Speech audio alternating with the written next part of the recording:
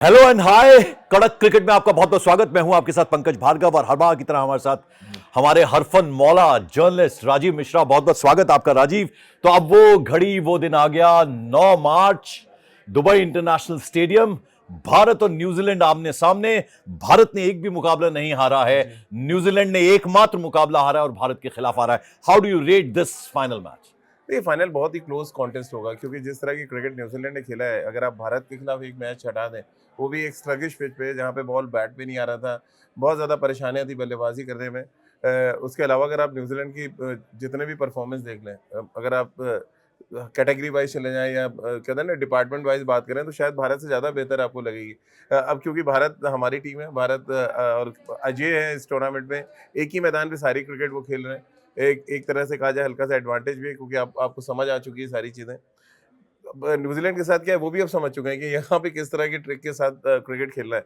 और मैंने बहुत पहले प्रेडिक्शन किया था कि न्यूज़ीलैंड एक ऐसी टीम है जो बहुत बड़ा थ्रेट होगी भारत के लिए इस टूर्नामेंट में। और अगर आप देखें, हमने जब लीग मैच में हराया उनको, तब संकेत ही मिल गए थे कि उनके 1-2 खिलाड़ी हैं जिनको आउट करना आपके लिए बेहद ज़रूरी होगा। और आप देखिए पिछला अभी जो सेमीफाइनल मैच हुआ है, किस तरह की बैटिंग करी है न्यूज़ीलैंड ने।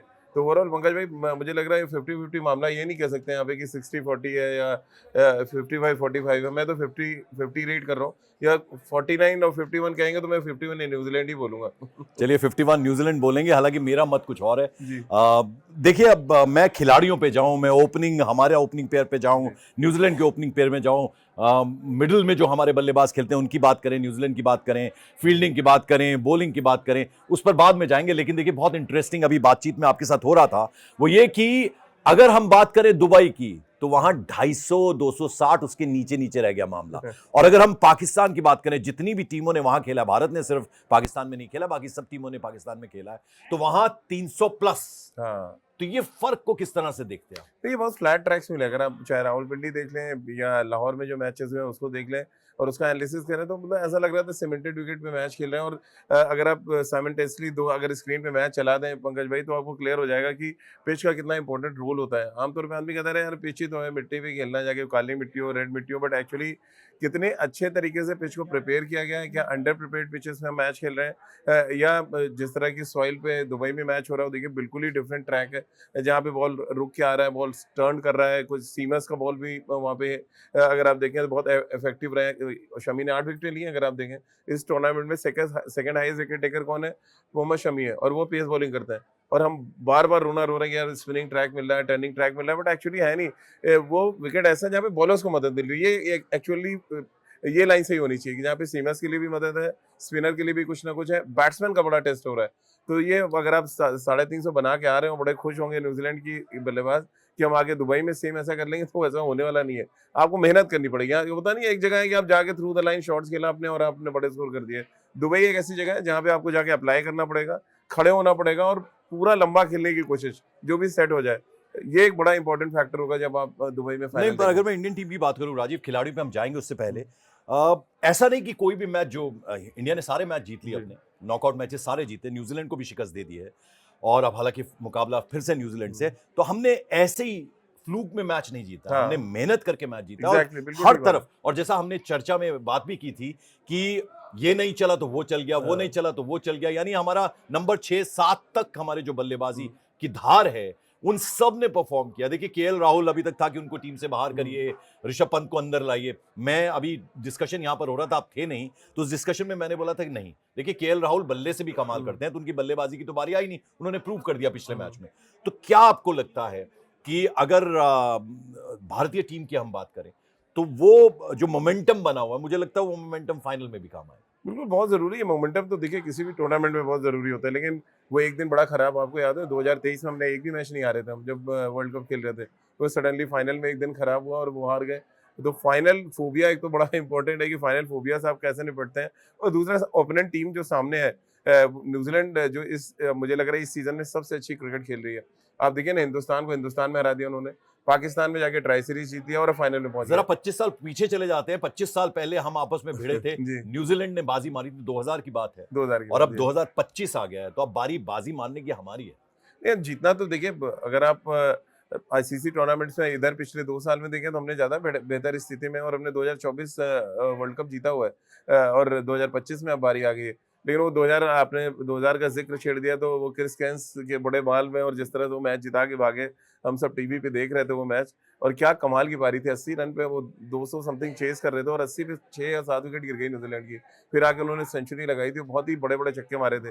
बहुत स्ट्रॉन्ग बिल्ड कैरेक्टर थे और न्यूज़ीलैंड के शानदार ऑलराउंडर। तो अब वैसे ही एक ऑलराउंडर अभी भी आप देखें ग्लेन फिलिप्स जो हवा में उड़ के कैच भी पकड़ रहे हैं, 150 के स्ट्राइक रेट से बैटिंग भी कर रहे हैं, तो वो देखिए न्यूज़ीलैंड के पास वो तमाम असलहे हैं, जिसके दम पे वो आपको चौंका सकते हैं एटलीस्ट। तो आपको आपको उस स्थिति में नहीं जाना कि आपको चौंका दें, आप डोमिनेटिंग क्रिकेट खेलते रहिए, अपना जो जलाल है अभी तक दिखाया आपने वो बनाए रखिए, वही बहुत ज़रूरी है। तो बहुत इम्पोर्टेंट है आप जो एग्रेशन है, जो जिस तरह का आप खेल रहे हैं, अगर उसी तरह से आप खेलते रहेंगे, तो उसमें कोई डाउट नहीं है कि आप इस टूर्नामेंट में एक और जीत हासिल कर लेंगे। बिल्कुल, एक और जीत हासिल कर रहे हैं। राजीव, अब हम खिलाड़ियों पे आते हैं। जी। रचित वर्सेस विराट कोहली।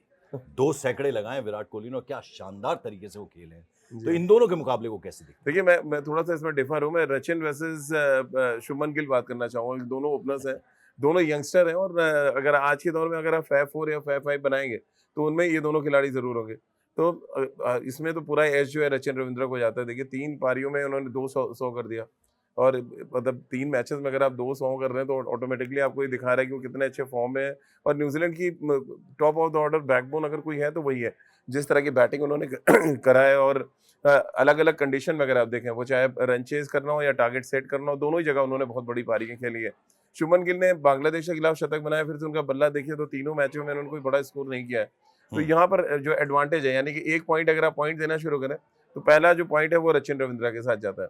अच्छा, तो फिर आप चलिए, विराट विलियमसन की बात कर सकते हैं। अभी पहले ओपनिंग पेयर की हम बात करें। जी। हमारा जो ओपनिंग पेयर है और न्यूज़ीलैंड का जो ओपनिंग पेयर है, अगर उनके बीच में मुकाबला देखें तो अभी तक एज किसके पास लग रहा देखिए, है? मुझे तो न्यूज़ीलैंड लग रहा है क्योंकि देखिए उनके जो यंग हैं और यंग के साथ रचिन रविंद्रा ओपन करते हैं, बिल यंग। रोहित की फॉर्म को लेकर अभी भी प्रश्न नहीं, चिन्ह लगा रोहित हुआ है, देखिए आपको रोहित लगता है? के लिए तो गौतम गंभीर ने कह दिया, हमने उनको रोल एक दे रखा है कि आपको वही उसको निभा रहे हैं पूरे वो नॉकआउट 28 में। रन 30 रन ही बनाएँगे वो अगर जिस दिन बड़ी पारी खेल देंगे फिर तो वन साइडेड हो जाएगा मैच। हाँ। तो कह रहे हैं उनको एक रोल दिया गया और उस रोल को निभा रहे हैं, उनको जाते ही अटैक करना है, 10 ओवर में ऑल आउट अटैक पे जाना है।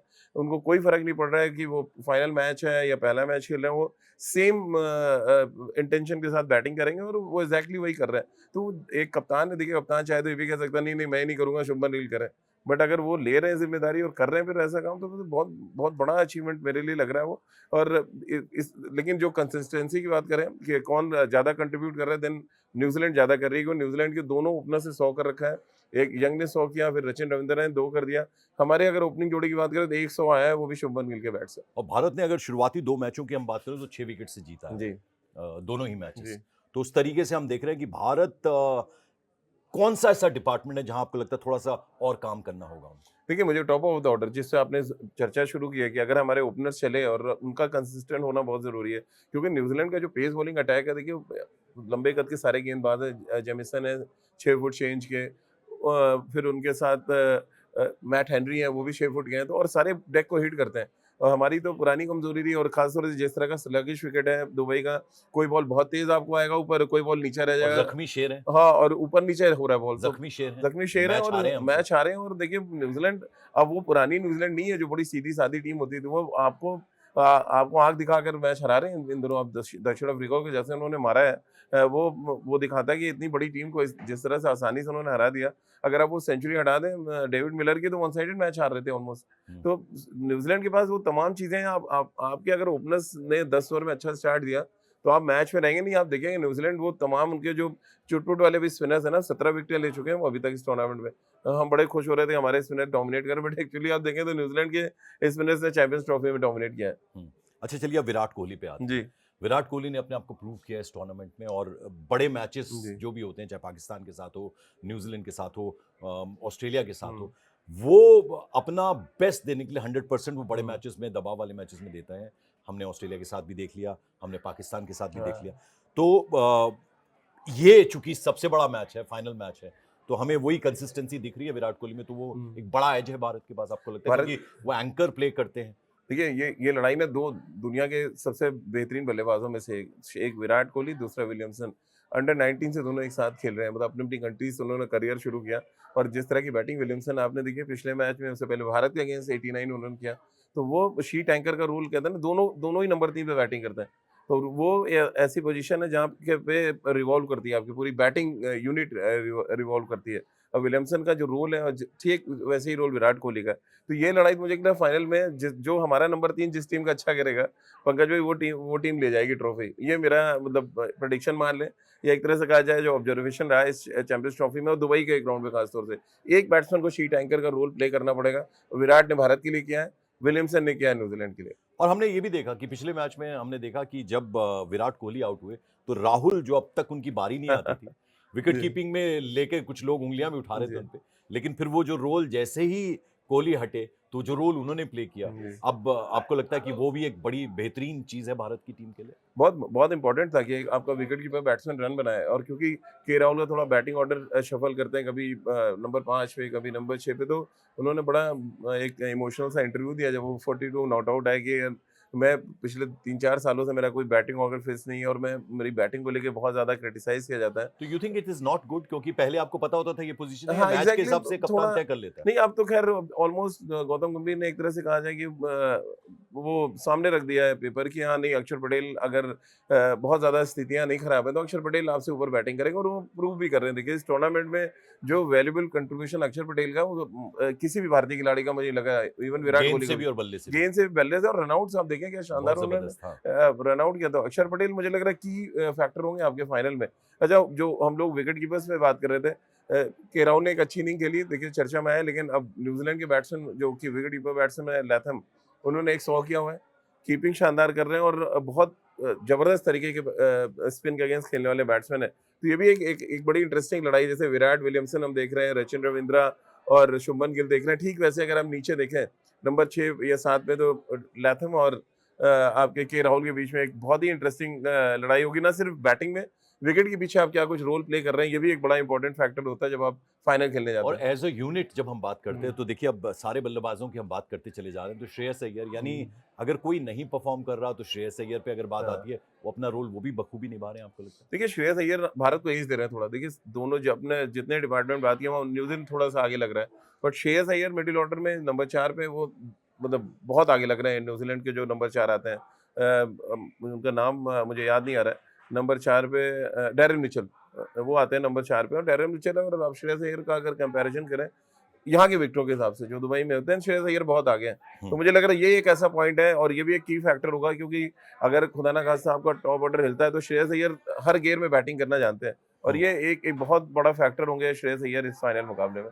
बिल्कुल, और अपना पहला ही जो मैच है, न्यूजीलैंड ने मेजबान टीम पाकिस्तान को हराया पाकिस्तान था। को हराया था, जी। वहीं से उन्होंने दिखा दिया था किस इरादे से हैं। हाँ, और और ये पंकज पहली बार इस टूर्नामेंट, उससे ठीक पहले ट्राई सीरीज़ भी वहीं जीते थे। बिल्कुल, और इस पूरी टूर्नामेंट में हमें जो बेस्ट टॉप 2 थे, वो हुँ। कहीं न कहीं नज़र आ रहे थे। लोग दबी ज़बान में कह हाँ, रहे थे बिल्कुल, कि बिल्कुल। भारत और न्यूजीलैंड के बीच में फाइनल होगा, और वो ये होते-होते आया है। तो एग्ज़ैक्टली। कंसिस्टेंसी दोनों ही टीमों ने दिखाई एक दोनों तरीके ही से। टीमों ने, जी। तो देखिए, हमने बल्लेबाजों की तो बात कर ली, अब ज़रा ऑलराउंडर्स की अगर हम बात जी। करें, तो अक्षर पटेल का आपने बताया कि वो बेहतरीन प्रदर्शन करे, लेकिन हार्दिक पांड्या और रविंद्र जडेजा, ये अंत तक भी अगर हम आ जाते जी। हैं, तो जब इनकी बारी आती है तो they are also performing very nice. देखिए, अब दोनों टीमों के ऑलराउंडर्स को अगर आप कंपेयर करें, तो एक टीम के जो ऑलराउंडर है उसकी बैटिंग बहुत अच्छी चल रही है।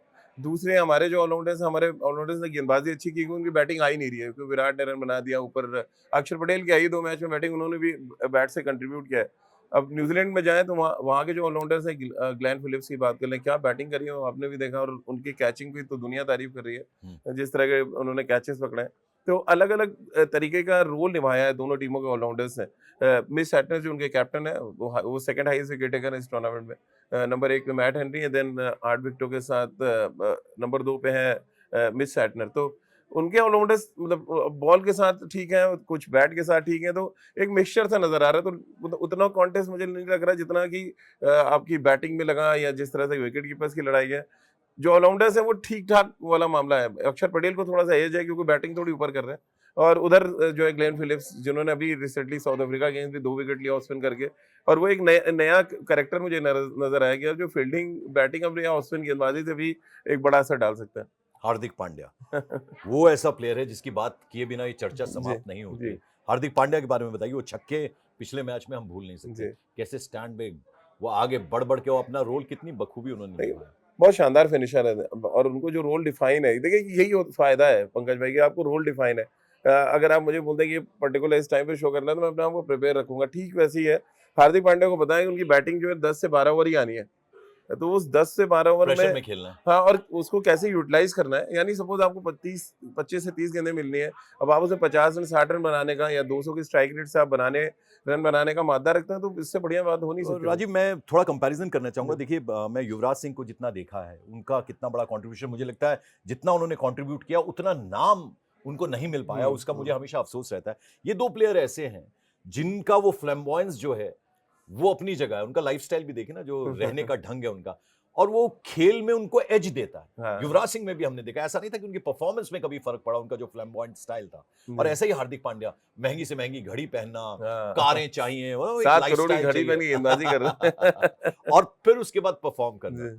और अंडर प्रेशर, हमेशा प्रेशर में आना, जब ऐसा लगता है कि भारत ये कर ले, ये कर ले, जी। और उस वक्त आके परफॉर्म करना, तो वो नंबर भी हार्दिक पांड्या को जाता जी, बिल्कुल चाहता है। और देखिए मैदान के बाहर अगर उनका कहते हैं ना हीरोपंती नज़र आती है, तो वो हीरोपंती ग्राउंड पे भी है, और हार्दिक की हीरोपंती बहुत बड़ा फैक्टर होगा इस फाइनल मैच में भी। क्योंकि देखिए जब जब इस तरह के ट्रैक होते हैं, स्लगिश ट्रैक, तो वहाँ पे एक तो सीधे मारने वाला आपको बैट्समैन चाहिए, क्योंकि जब टर्न हो रहा होता है विकेट, देन वहाँ पे आप आड़े-तिरछे शॉट्स खेल नहीं सकते। तो थ्रू द लाइन जब वो हिटिंग, अगर आप हार्दिक की हिटिंग देखें, सामने हिटिंग आप देखते हैं कितनी लंबी छक्के मारते हैं। और एक बैट्समैन जो युवराज सिंह आप ज़िक्र कर रहे हैं, शायद इंडियन क्रिकेट में 2 ऐसे बैट्समैन थे जिनका बैट स्विंग बहुत तेज था।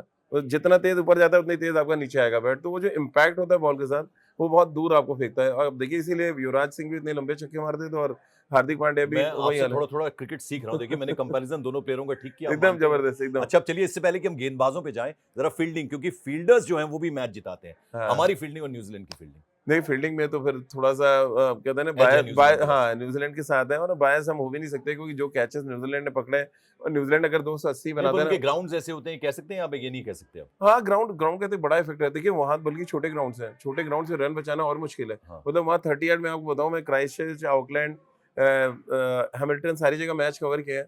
आप बिलीव नहीं करेंगे, जैसे हमारे यहाँ के पार्क में मैच हो रहा है, वैसे वहाँ इंटरनेशनल मैच होते हैं, इतने छोटे मैच ग्राउंड है। मतलब 30 यार्ड के बाद 2 कदम के बाद आपको लगेगा अरे बाहर फील्डर खड़ा हुआ है थर्ड मैन पे। तो इतने छोटे मैदानों पे फिर आपको एक तो एंगल कट करना आ जाता है, क्योंकि आपको आपको पता है कि इस एंगल से कट करेंगे तो आपको 2 रन 1 रन बचा सकते हैं।